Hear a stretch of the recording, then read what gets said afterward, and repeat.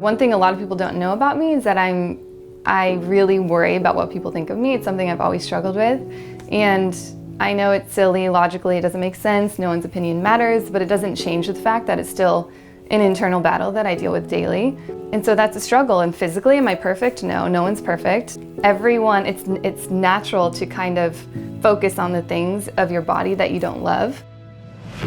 We all do it. We look in the mirror and our eyes kind of gravitate towards what's wrong. And instead of just looking in the mirror and focusing on the good things, but we all do it. We all have our insecurities, and that's kind of why I wanted to do this and to challenge myself. I have done a lot of photo shoots before, never boudoir, but I can't tell you how many times the photographer has said, just look into the camera and be sexy and sultry, and I start laughing and no one's telling jokes.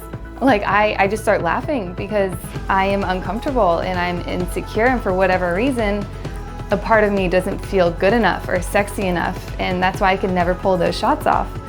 So I knew going into this that would be a struggle, kind of bringing that side of me out. The stigma behind boudoir is, you know, it's sexy and it's supposed to be for a couple, and I was single, I don't have anyone to give these photos to, so I kind of put that to rest. And then a year later, kind of tying in self-love and loving yourself and doing it for yourself, that's when I was on board, because I do think that's so important. Self-love is honestly the most important thing. All of us lack a bit of it. I don't think all of us love ourselves the way that we should.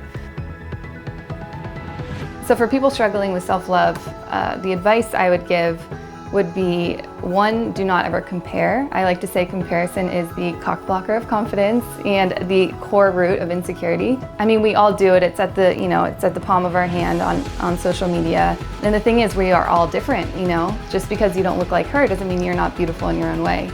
And I think that's really important to try to cut back on comparing. I would also say, change your perspective to a more positive one. Let go of what you can't control. If you're short, go buy a pair of beautiful stilettos. Just focus on what you do like and embrace what you do love about yourself. You need to do things for yourself. I have a whole part of my closet full of lingerie that I literally wear for just myself because it makes me feel good. I will light a candle, I'll cook a dinner, I'll go book a massage for no other reason but to just feel good about myself. And there's so much power in that. There's so much power in having experiences that make you feel good and sexy and beautiful. And over time, you start to believe more in yourself and you start to see more of the good in yourself because you feel good. And it's okay to look in the mirror and say, you know what, I am beautiful on the inside and on the outside, and I'm confident in who I am as a person and what I have to offer the world. There's nothing wrong with that.